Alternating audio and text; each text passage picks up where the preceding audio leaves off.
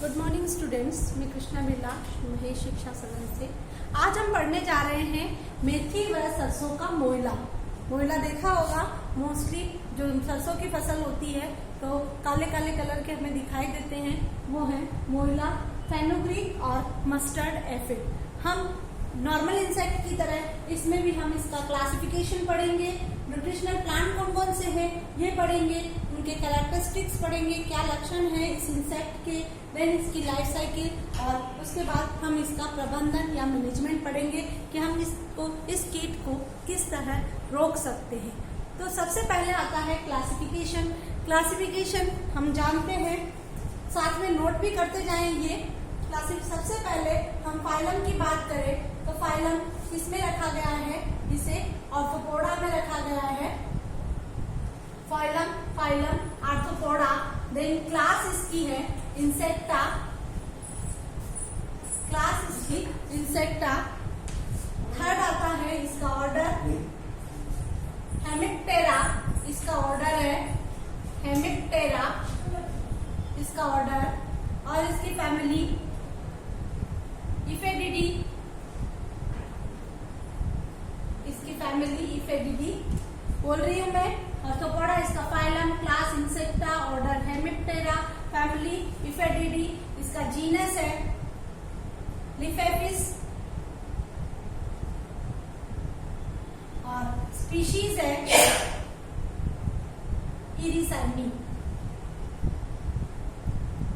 हमारे पास इसका क्लासिफिकेशन हो गया, phylum Arthropoda, class Insecta, order Hemiptera, family Aphididae, genus इसका लिफेफिस और स्पीशीज इसकी एरिसाइनी।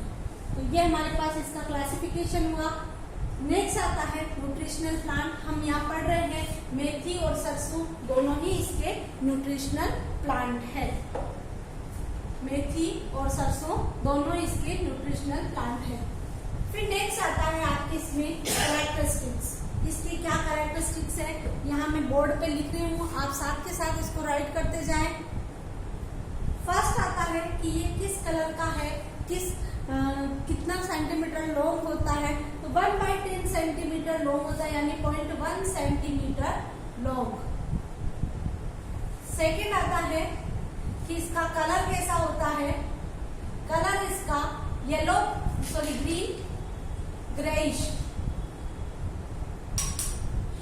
ग्रीन ग्रेइश कलर, यानी हरा सलेटी कलर, हरा सलेटी कलर।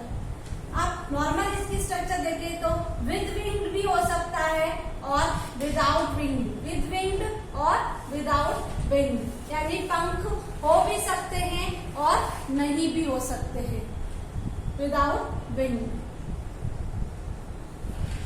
फोर्थ आता है अगर विंग प्रेजेंट है तो ऊपर के जो विंग्स है, आगे की विंग्स जो है, यानी हम उसे क्या कहेंगे, four wings. Four wings large in size, बड़े होते हैं। आगे के विंग्स जो होते हैं वो आगे के अग्र पंख जो होते हैं बड़े होते हैं, और first wings, hind wings are small in size. जो पीछे के विंग्स है वो छोटे होते हैं। नेक्स्ट आता है लेग्स। इसके 3 पेयर प्रेजेंट होते हैं, 3 पेयर्स प्रेजेंट होते हैं, 3 जोड़ी लेग्स पाए जाते हैं। और कहाँ पाए जाते हैं, थोरेसिक पार्ट में पाए जाते हैं, पोस्टीरियर थोरेसिक पार्ट में इसमें पाए जाते हैं। 6 आता है लेग्स हो गए। उसके बाद एब्डोमेन। एब्डोमेन जो है 9 सेगमेंट का बना होता है, 9 खंडों का एब्डोमेन बना होता है, और हर एक खंड से क्या निकलती है, वैक्स ग्लैंड निकलती है, वैक्स सीक्रेट होता है, वैक्स ग्लैंड प्रेजेंट होती है, हर एक में वैक्स ग्लैंड प्रेजेंट होती है। एब्डोमेन यानी उदर के अंदर 9 सेगमेंट होते हैं, 9 खंड होते हैं, और हर एक खंड में मोम ग्रंथियां पाई जाती हैं। अगेन रिपीट करूंगी मैं। 7th आता है हमारे पास कि लास्ट सेगमेंट ऑफ एब्डोमेन, ठीक है, उदर का सबसे अंतिम जो सेगमेंट है, खंड है, उसको हम क्या कहते हैं, एनस या गुदा कहते हैं। इस गुदा से जो मल सिक्रीट होता है, उस मल, वो जो मल होता है किस फॉर्म में सिक्रीट होता है, हनी के फॉर्म में सिक्रीट होता है, शहद के फॉर्म में या मधु के फॉर्म में सिक्रीट होता है। अगेन रिपीट कर रही हूँ, अगर हम इसकी स्ट्रक्चर देखें तो 0.1 सेंटीमीटर लॉन्ग होते हैं, लंबे होते हैं। कलर इसका हरा और स्लेटी कलर का होता है। विद विंग और विदाउट विंग के हो सकते हैं।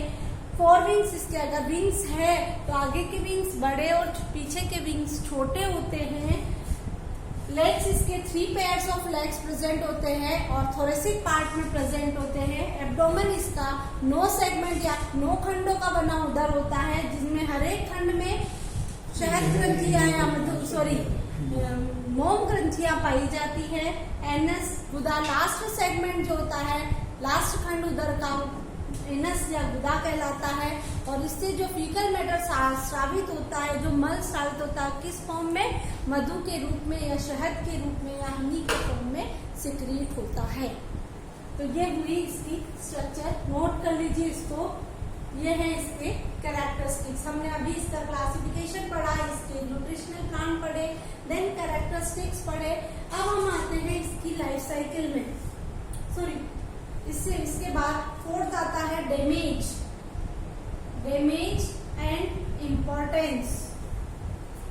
डैमेज एंड इम्पोर्टेंस का 4th पॉइंट है हमारा डैमेज और इम्पोर्टेंस।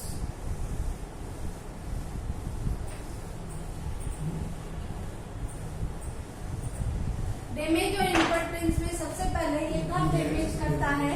तो लास्ट नवंबर का जो अंतिम सप्ताह होता है या दिसंबर के प्रथम सप्ताह में ये दिखाई देते हैं। लेकिन इनकी ग्रोथ जो सबसे ज्यादा है, जो क्षति पहुंचाने का काम जो सबसे ज्यादा है, ये कौन से महीने में करते हैं? फरवरी महीने में करते हैं। ठीक है, तो नवंबर के अंतिम सप्ताह में या दिसंबर के प्रथम सप्ताह में ये दिखाई देने लग जाते हैं और मोस्टली ये फरवरी में अपनी जो नुकसान पहुंचाने का इनकी संख्या अत्यधिक बढ़ जाती है फरवरी में। ठीक है, सेकेंड है रूट के अलावा, जड़ के अलावा ये दूसरे सभी भागों से क्या करते हैं? रस चूसते हैं। जो सकिंग है, जो सेप है, उसको सक करने का काम ये कहाँ से करते हैं? रूट के अलावा, रूट से नहीं करते और रूट के अलावा प्लांट के सभी भागों से ये करते हैं। ठीक है, सेकेंड नेक्स्ट आता है, ये क्या करते हैं? ये मोस्टली जो होते हैं ये समूह में यानी ग्रुप के अंदर एक स्थान पर चिपके रहते हैं और इसका सबसे ज्यादा जो प्रभाव होता है, सबसे ज्यादा जो ये इफेक्ट डालते हैं, ये तनों पर डालते हैं, स्टेम पर डालते हैं और जो पोड होते हैं, फलियां जो होती है, उन फलियों के ऊपर डालते हैं। ठीक है, और इनकी ज्यादा फलियों पर नुकसान करते हैं, तो तने पर नुकसान करते हैं तो तना वाटर कंडक्शन नहीं कर पाता और धीरे धीरे पौधे पीले पड़कर सूखने लगते हैं और उनपे शाखाएं भी कम लगती है। ठीक है, और ये अपने शरीर से, अभी मैंने बताया कि ये मल के फॉर्म में हनी का सिक्रीट करते हैं, तो ये जो हनी सिक्रीट करते हैं उस हनी पर ब्लैक फंगस जो है वो आक्रमण कर देती है। कभी तुमने देखा होगा कि प्लांट जब सरसों के पत्ते या सरसों के फलियां जब आती है तो उनके ऊपर काला काला लगा हुआ होता है। वो काला काला जो होता है वो फंगस होता है, जो वो उस कीट ने जो सिक्रीट किया है हनी, उस सिक्रीट करने के बाद वहां पर फंगस अटैक हो गया है, कवक का आक्रमण हो गया है। ठीक है, और ऐसे जो प्लांट होते हैं उनके फलियां भी बहुत कम लगती है और फलियां अगर लग भी गई तो ऑयल प्रोडक्शन, उन फलियों से जो ऑयल की मात्रा है, उन बीजों में ऑयल की मात्रा जो है वो बहुत कम रह जाती है। अगेन रिपीटेड, नवंबर के अंतिम सप्ताह में या दिसंबर के प्रथम सप्ताह में ये दिखाई देते हैं, लेकिन इनकी अधिकतम मात्रा या क्षति पहुंचाने का काम ये फरवरी या फरवरी में करते हैं। रूट को छोड़कर प्लांट के सभी पार्ट को ये इफेक्ट करते हैं। मोस्टली ये पार्ट जो इफेक्ट करते हैं वो स्टेम है या स्टेम पर ये जो फलियां लगती है उन फलियों पर या पोट जो है, उनकी फलियां हैं, उनको नुकसान पहुंचाने का काम करते हैं। फिर नेक्स्ट आता है, इनके नुकसान पहुंचाने के कारण जब तनों का तने को कंडक्शन नहीं मिल पाता और पौधा क्या होने लग जाता है, पीला पड़ने लग जाता है और उन पर ब्रांचेस भी कम बनती है। और जो फलियां जो बनती है, अगर इफेक्टेड है इनसे, जो फलियां जो बनती है बहुत कम मात्रा में बनती है और अगर उसमें जो बीज बने हैं उनमें ऑयल प्रोडक्शन भी कम होगा।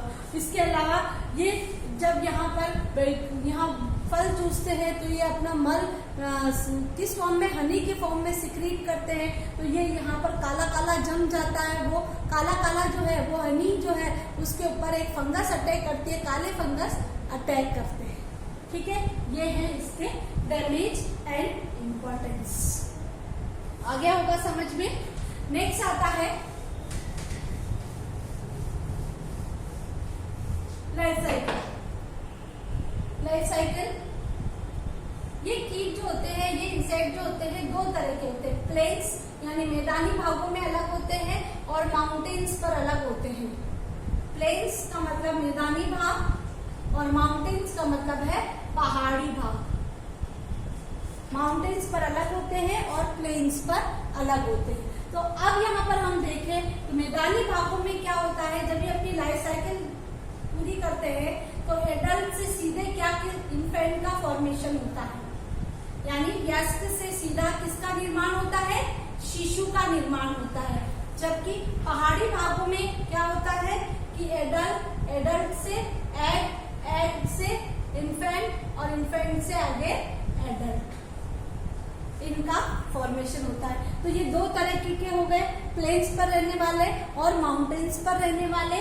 प्लेन्स पर रहने वाले मैदानी भागों में जो रहते हैं ये एडल्ट से सीधे इन्फेंट का फॉर्मेशन करते हैं और जो माउंटेन्स पर होते हैं वो सीधे शिशुओं को जन्म देके पहले अंडा उत्पन्न करते हैं और फिर इन्फेंट में बदलते हैं या फिर शिशु में बदलता है, अंडा देते हैं। ठीक है, तो यहाँ पर अगर हम इसके देखें तो नवंबर दिसंबर में ही, सबसे पहले नवंबर और दिसंबर में ही इनकी क्रिया शुरू होने लग जाती है।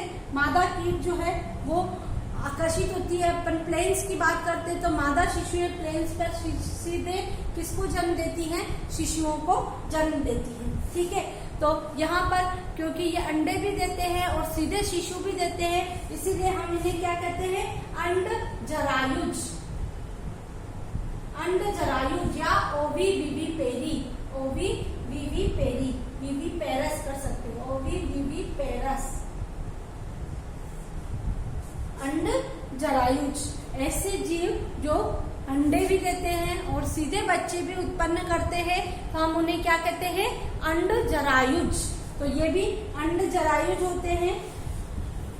अगर या हम ये कह सकते हैं जो अंडे भी देते हैं और सीधे बच्चे भी पैदा करते हैं।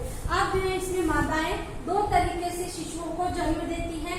After mating with male. After mating with male का मतलब हुआ कि यहाँ पर मेल के साथ कांटेक्ट करके, मेल के साथ मैथुन क्रिया संभोग करके अगर शिशु का जन्म होता है, ये सीधा हो गया।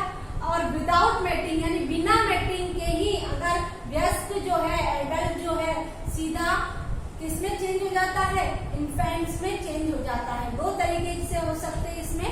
अगर पहला है कि विद मैटिंग करके कि फीमेल मेल के साथ कॉपुलेशन करती है, मिथुन क्रिया करती है और उसके फलस्वरूप शिशु का फॉर्मेशन होता है, हम उसे इसमें डालेंगे।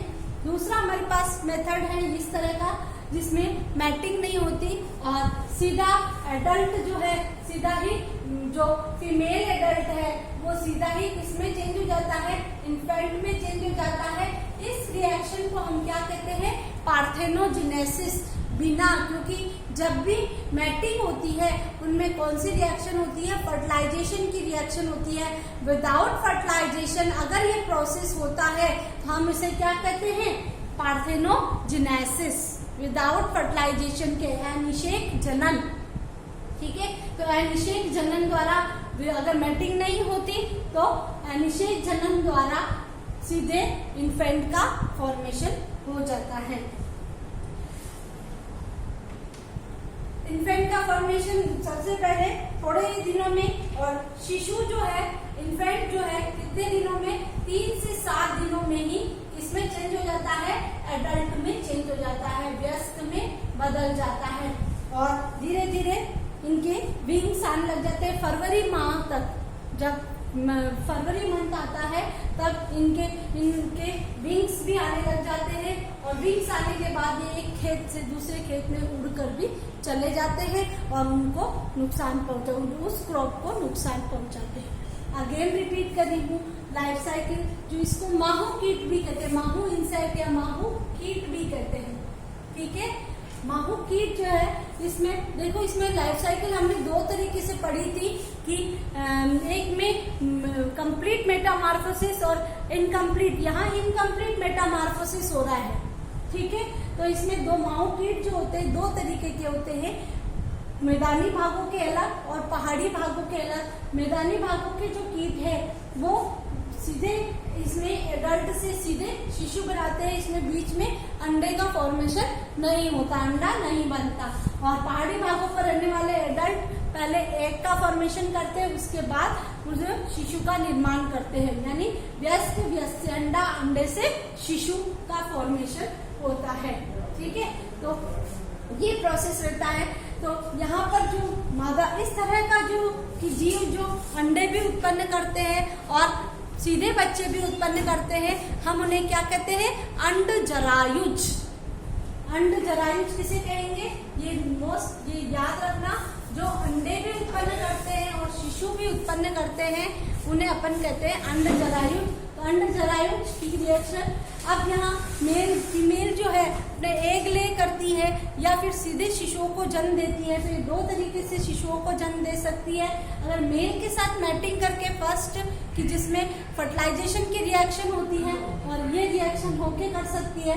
सेकेंड है विदाउट मैटिंग, सेकेंड इसमें विदाउट मैटिंग में बिना फर्टिलाइजेशन के अगर ये प्रोसेस होता है तो हम इसे क्या कहते हैं, पार्थेनोजेनेसिस कहते हैं। और फीमेल इस तरह से जब इन्फेंट बन जाता है तो 3 to 7 डेज में इसमें एडल्ट का फॉर्मेशन हो जाता है। और फेब के यहाँ हमने पढ़ा कि नवंबर दिसंबर के मंथ में ये फर्टिलाइजेशन करते हैं, या उस समय करते हैं, नवंबर दिसंबर के महीने में ये पौधे पर दिखाई देते हैं और तब ये इनमें रिप्रोडक्शन होता है।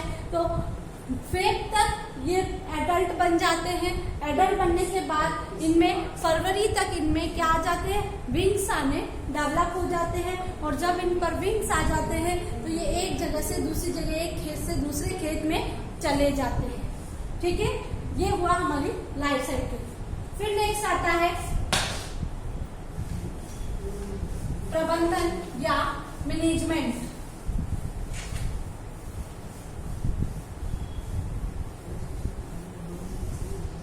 मैनेजमेंट की अगर हम बात करें तो 3 तरीके के मैनेजमेंट है हमारे पास।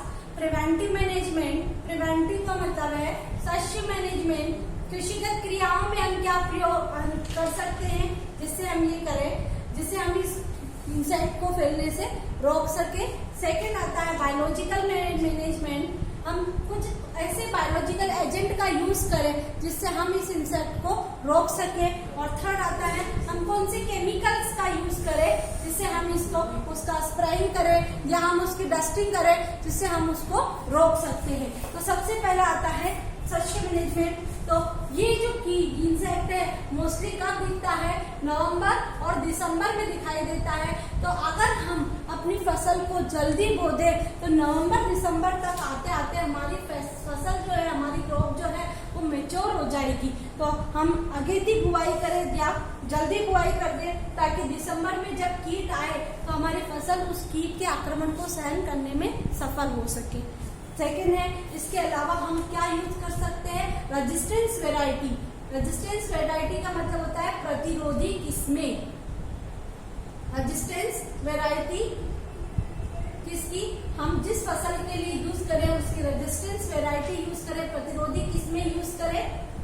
इसके नाम देखो AGH1, AGH1 एंड टाइप 101 इन फसलों का उपयोग करना चाहिए जो इस इंसेक्ट के लिए क्या है, नुकसान वाली है। तो हम अगर ये वाली फसल बोएंगे तो ये कीट इस पर नहीं आ सकते। तो हमारे पास प्रिवेंटिव मैनेजमेंट एक हो गया कि हमें जो हम प्लॉइंग कर रहे हैं हमें कैसी करनी चाहिए, जो बुआई कर रहे हैं तो हमें कैसी करनी चाहिए, वो बुआई जल्दी करनी चाहिए। नवंबर दिसंबर तक आते आते वो इंसेक्ट क्या हो जाए कि जब इंसेक्ट का अटैक हो तो फसल जो है वो मेच्योर हो जाए और उस पर उसका ज्यादा इफेक्ट नहीं हो। ठीक है, फिर नेक्स्ट आता है जैविक प्रबंधन। इस प्रबंधन में हम ऐसे एफिड्स का, ऐसे दूसरे कीट का या दूसरे बायोलॉजिकल एजेंट का यूज करें जो इस कीट को खा जाए। तो हम सबसे पहले हम यूज करते हैं लेडी बर्ड बीटल और एफिड लॉइन का यूज करते हैं। एफिड लॉइन का यूज इनके नियंत्रण, ये क्या करते हैं, इस जो इंसेक्ट है इस इंसेक्ट को खाने का काम करते हैं। ठीक है, तो ये वो हमारा बायोलॉजिकल मैनेजमेंट। और केमिकल मैनेजमेंट में मेलाथियान का यूज कर सकते हैं, मेलाथियान और क्यूनाल्फास इनकी डस्टिंग करके, भुड़काव करके हम इनका यूज कर सकते हैं। और इसके अलावा अगर जहां पानी हो तो डिमेटोन का यूज, डिमेटोन डाइमिथियोएट, इनका यूज हम किसमें कर सकते हैं, पानी के साथ मिलाकर हम इसकी स्प्रेइंग कर सकते हैं। तो हमारे पास ये है मैनेजमेंट के रूल। नेक्स्ट वापस हम इसका देख लेते हैं। हमने सबसे पहले इसका क्लासिफिकेशन पढ़ा कि ये किस फाइलम से है, किस क्लास से, किस ऑर्डर से है, किस फैमिली से और इसका नाम क्या है। देन इसके बाद इसके न्यूट्रिशनल प्लांट फेनुग्रीक और मस्टर्ड इसके न्यूट्रिशनल प्लांट है, पोषक पौधे हैं। देन हमने इसके कैरेक्टरिस्टिक्स पढ़े, आपने वो लिख लिए होंगे, आप उन्हीं उनको ऐसे ही पॉइंट से याद करें। फिर डैमेज और इम्पोर्टेंस, किसको डैमेज करता है, मोस्टली तने और पोड को नुकसान पहुंचाता है, स्टेम और पोड को नुकसान पहुंचाने का काम करता है जिससे ऑयल जो है प्रोड्यूस कम होने लग जाता है।